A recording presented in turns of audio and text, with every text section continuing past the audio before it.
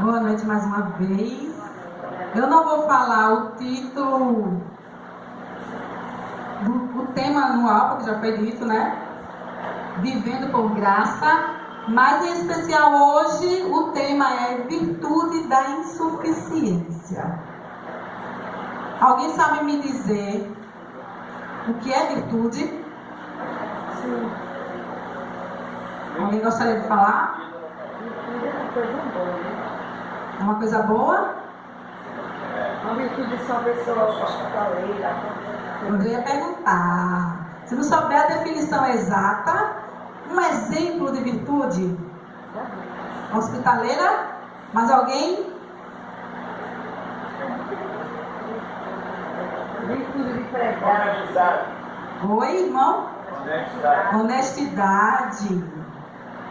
Mais alguém? Sinceridade.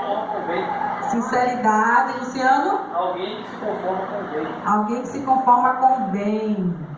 A igreja está afiada. Qualidade moral, um atributo positivo de um indivíduo. É a disposição para praticar o bem. São todos os hábitos constantes que levam o homem para o caminho do bem. É uma qualidade do que se conforma com o que é considerado correto e desejável, do ponto de vista da moral, da religião, do comportamento social. Como exemplo, vocês falaram aí, honestidade, lealdade, compaixão, respeito, justiça, alegria, caráter. Olha aí, certo? Então a gente já deu uma introdução aí, virtude. Mas a gente vai saber sobre virtude da insuficiência. Aí que a gente vai se aprofundar um pouquinho, tá certo? Mas vamos falar com Deus? Vamos orar. Querido Deus, nosso Pai, louvado Senhor e agradecido seja o Teu nome, meu Deus. Obrigado pela oportunidade de estarmos aqui na Tua casa de oração, podendo Te agradecer pelas muitas bênçãos recebidas. Vimos Te pedir também que Tu possa ser com os pedidos que foram realizados pelos Teus filhos, que Tu possa atender conforme a Tua vontade. E agora, abrir a Tua palavra, vamos pedir a direção do Teu Santo Espírito, para que tudo o que seja falado aqui possa ser guiado por Ti, ó Deus. Nós te pedimos, não porque haja mérito em nós, mas é confiante na graça do Teu amado Filho Jesus. Amém. Abra sua Bíblia em Salmo 72.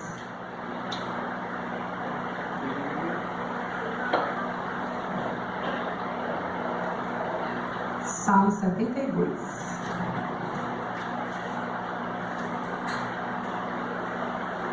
Esse é o texto base que a gente vai estudar hoje.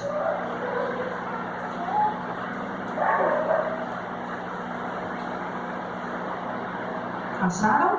Amém. A Bíblia de vocês tem um título? Esse salmo? O Rei Justo e o seu reinado eterno. O Rei Justo e o seu reinado eterno. Mais alguém? De Salomão. De Salomão? Salmo de Salomão. Realmente, esse salmo quem escreveu foi Salomão. Mas quando a gente fala assim, rei justo, até tudo bem, o rei pode ser justo. Mas quando fala seu reinado eterno, algum rei aqui teve o seu reinado eterno? Ou tem hoje? Tem, com Deus. Então, a quem se refere esse salmo? A Jesus. Isso. Então esse salmo, ele é uma profecia messiânica. E se você ler, ele fala sobre tudo que é de bom que esse reinado tem. E que esperam que tenham.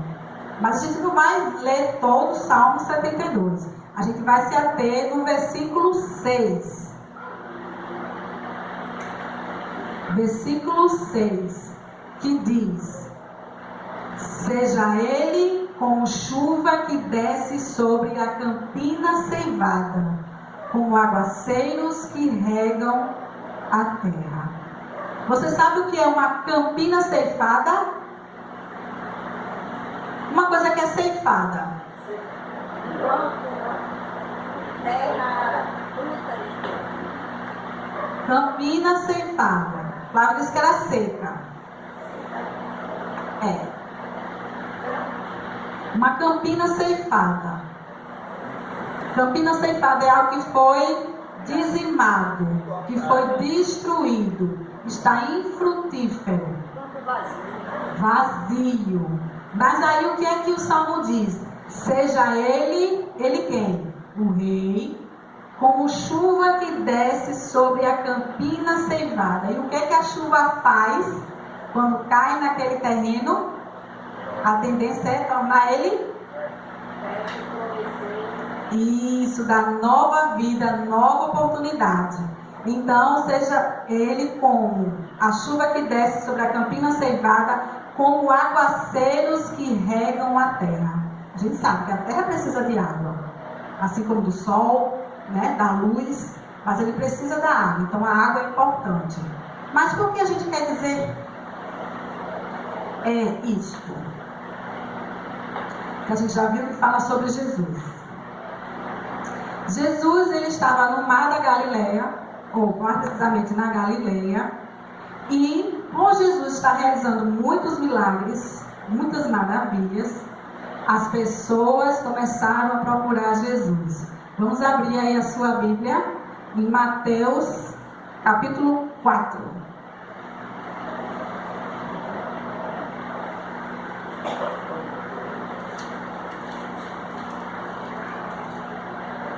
Versículo 25. Mateus 4, versículo 25. A fama de Jesus estava se espalhando, e isso no início do seu ministério. Mas a fama dele já estava percorrendo vários lugares. E o que é que diz? No que versículo 25. E da Galileia, de Decápolis, Jerusalém, Judeia e da além do Jordão, numerosas multidões o seguiam. Então, muita gente de vários lugares. Aí agora vamos para o capítulo 5, primeiro verso. Vendo Jesus as multidões, subiu ao monte, e como se assentasse, aproximaram-se os seus discípulos, e ele passou a ensiná-los, dizendo... Vamos parar aí. Aqui diz que Jesus se assentou ao monte e aproximaram-se os seus discípulos. Mas era só Jesus e os seus discípulos? Não, foi o que a gente leu antes? Muitas pessoas de vários lugares estavam ali para ouvir Jesus. Só que ali, aquele povo estava dividido. Um queria os milagres, né? Outros queriam ver Jesus ali manifestar o seu reino. Queria ali um Jesus guerreiro, para acabar com o jugo romano. Então eles não queriam ser livrados do pecado, eles queriam ser livrados da opressão romana. Então ali existiam dois tipos de povos. Muitos esperavam um Messias guerreiro, libertador político. Mas só que o que é que acontece? Jesus apresentou um reino de amor, misericórdia, perdão e humildade. Foi decepcionante para alguns? Foi. Porque eles ali estavam querendo a manifestação. Os líderes, os fariseus e os escribas, eles queriam agora que Jesus dissesse assim: peguem vocês agora, tomem conta do reino, do poder. Então o poder agora fica na mão deles. Os pescadores que sofriam, eram humildes, estavam torcendo ali para que Jesus dissesse: tome conta agora, invadam as casas, peguem tudo de bom que eles têm e agora vai ser de vocês. Vocês acreditam nisso? Eles estavam esperando por isso, porque eles queriam que Jesus manifestasse ali o reino. Mas só que o reino que Jesus veio pregar não era o reino material, não era o reino mundano, era o reino eterno. Por isso que alguns se decepcionaram quando Jesus começou a falar sobre um reino de amor, de misericórdia, de perdão e de humildade. Agora vem a questão: como Jesus e seus ensinos estranhos são recebidos por nós hoje? Para aquele povo foi um assunto estranho ouvir sobre aquilo. Hoje a gente vê tantas pessoas falando, né? A gente não queria tocar nesse assunto, mas o assunto de política está tão evidente que as pessoas ficam querendo justiça, querem alguém que chegue no governo e faça isso, que faça aquilo, que acabe com isso, acabe com aquilo. Mas quando a gente diz assim, busquem a Jesus, esse mundo não tem solução não. Não fique preso às coisas desse mundo, busque as coisas dos altos. As pessoas querem ouvir? Não. Alguns, uma minoria, porque a maioria não quer pensar no reino do céu, quer pensar no reino da terra. Mas essa mensagem não é para quem está lá fora, essa mensagem também é para quem está aqui dentro. Aí vem aqui falando sobre as bem-aventuranças, que é justamente o que Jesus começou a falar ali no monte. Jesus começou a pregar aquele povo já falando uma bênção. Mas a gente não vai falar sobre essa bênção agora, certo? Peguem aí, continue aí na sua Bíblia no capítulo 5, versículo 3. O que é que diz? Bem-aventurados os humildes de espírito, porque deles é o reino dos céus. Olha aí a primeira bênção. Mas hoje teve um autor aqui, J.B. Phillips. Ele fez uma alteração das bem-aventuranças. Veja se não tem muito a ver com o que a gente observa muito na sociedade. Bem-aventurados os rompedores, porque eles vencem o mundo. Rompedores é aqueles que quebram princípios em busca de alguma coisa. Porque eles vencem o mundo. A maioria não quer acontecer, não quer fazer isso. Eles querem vencer. Bem-aventurados os endurecidos, porque nunca deixam que a vida os machuque. A gente vê muita gente assim, coração duro. Bem-aventurados os que se queixam, porque no fim conseguem o que desejam. Olha só. Tem muita gente que se queixa hoje e insiste porque quer. Bora ver outra. Bem-aventurados os saciados de prazeres, pois nunca se preocupam com os seus pecados. Muita gente aí, comes e bebes, não está nem preocupado, acha que está certo, tem que aproveitar a vida, não quer saber. Bem-aventurados os feitores de escravos, pois atingem seus objetivos. Quantos não querem crescer e não estão preocupados se estão explorando demais, porque querem apenas atingir os seus lucros e os seus objetivos. Bem-aventurados os sábios deste mundo, pois sabem se sair bem de tudo. Quem é que quer ser o primeiro? Quem é que não é incentivado hoje? Seja o primeiro, estude, derrube os outros, o importante é você. Bem-aventurados os perturbadores, porque conseguem ser notados por todo o mundo. Faz sentido isso que a gente leu agora, essas bem-aventuranças? Para o mundo que a gente está vivendo é o que a gente mais vê. Mas você sabe o que é bem-aventurado? São felizes. Felizes. Só se for para alimentar o seu ego, porque felicidade mesmo não existe para essas pessoas, não é? Mas vamos para a Bíblia. A primeira bênção que Jesus diz é: bem-aventurados os humildes de espírito, porque deles é o reino dos céus. Olha que contraste que a gente acabou de ler. Aí vem, o que significa ser humilde de espírito? Oi? Reconhecer os seus pecados. O que é ser uma pessoa humilde de espírito? Para alguns, humilde de espírito são pessoas ingênuas. Você acha que é isso? Humildes de espírito são pessoas que possuem mente obscurecida. É isso? Humildes de espírito são pessoas que têm pouca capacidade intelectual. É isso? Mas tem muita gente que acredita que é isso.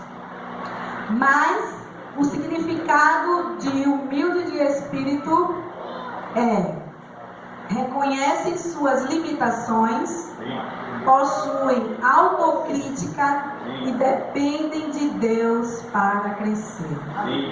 Então vamos voltar agora para o verso. Felizes aqueles que reconhecem suas limitações, possuem autocrítica, dependem de Deus para crescer, porque deles é o reino dos céus. Simples assim. Aí a gente agora vem para nós mesmos, fazendo uma autocrítica. Você tem essa virtude de insuficiência? A gente não viu o que é virtude da insuficiência, é justamente isso, ser humilde de espírito.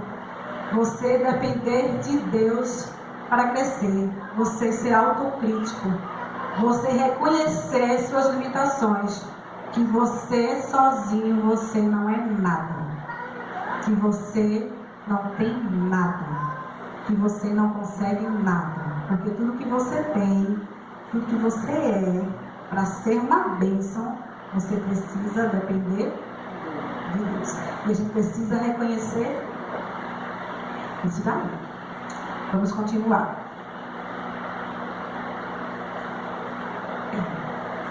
A palavra espírito nunca foi traduzida por inteligência nas escrituras sagradas. Então não pense que humildade de espírito tem a ver com inteligência.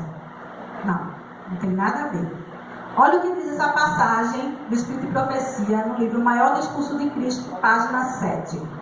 Os que sabem que não podem salvar a si mesmo, nem de si praticar qualquer ação de justiça, são os que apreciam o auxílio que Cristo pode conceder.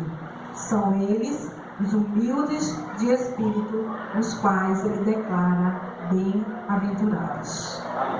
Você é bem-aventurado nessa questão? A gente sabe que tem outras bem-aventuranças, né? Mas hoje a gente vai se deter nessa primeira bênção aí, que Jesus já começou falando. A constituição dele, o primeiro princípio, ele já disse isso: bem-aventurados os humildes de espírito. Então, se você não depende de mim, então você já, um princípio você já quebrou para você ter direito ao reino dos céus. Olha agora um contraste bíblico. A gente leu Mateus 5:3. Abra sua Bíblia agora em Apocalipse 3:17. Apocalipse 3:17 fala sobre a igreja de Laodiceia. Não é a Ceia daqui, né? Não é a Claudiceia. É Laodiceia.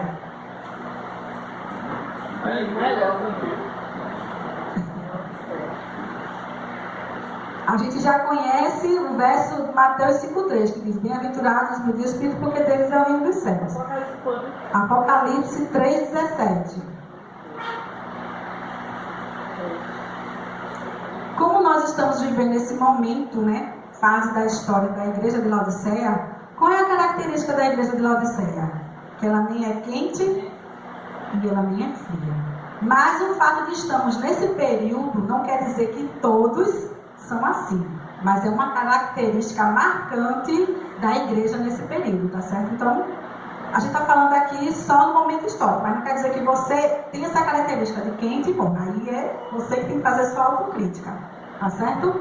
Mas, veja só, e o perigo que nós corremos, se a gente não fizer uma análise da nossa vida.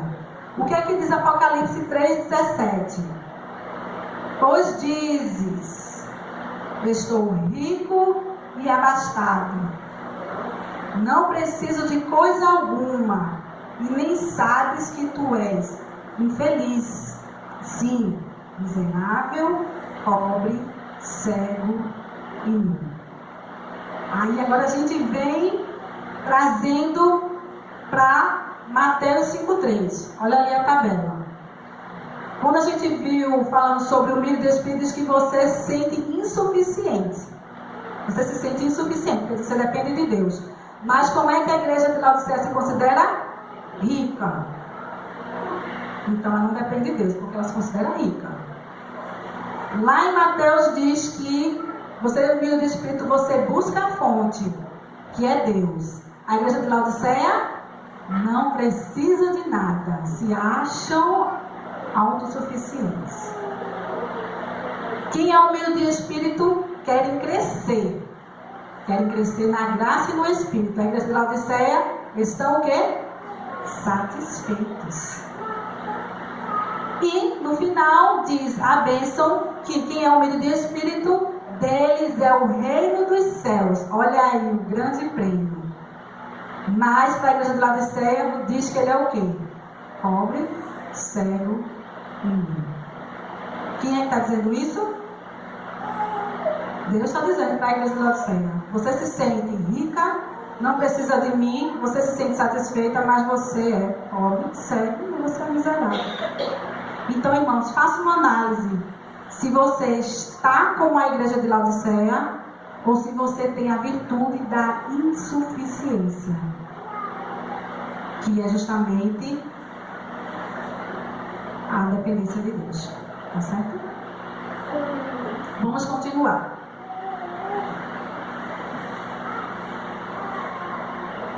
Tem uma citação aqui de Miguel Riso que fala: para progredir na ciência é absolutamente necessário que os pesquisadores nunca se satisfaçam cabalmente com as conquistas que já conseguiram.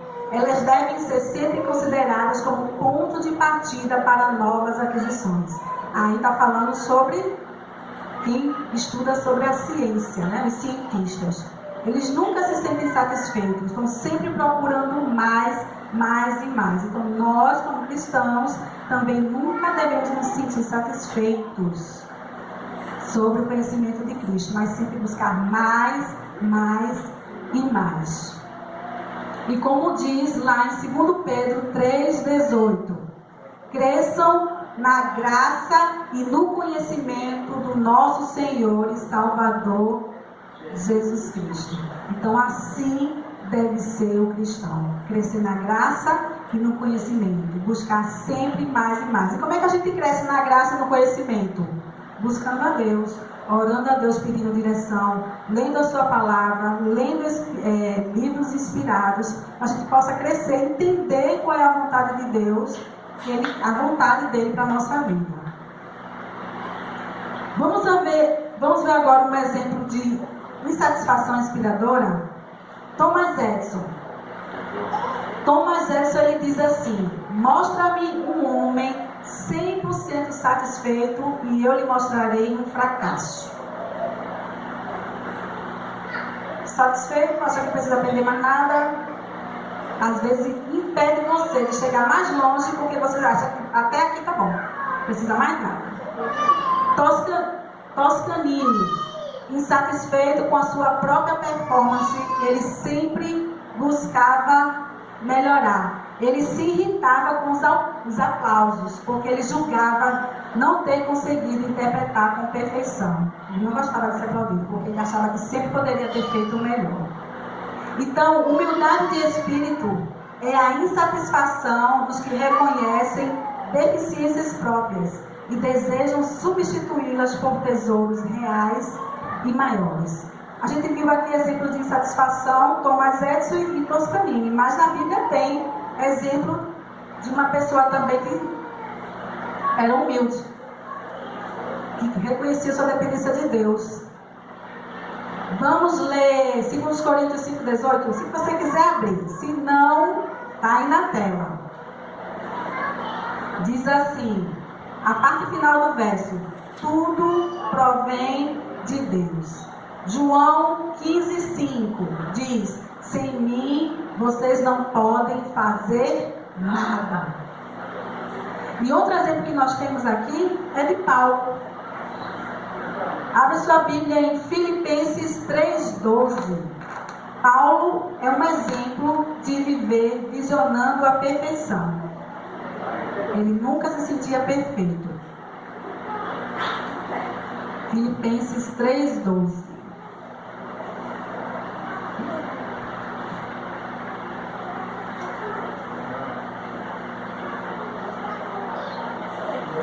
Filipenses 3,12 diz o seguinte: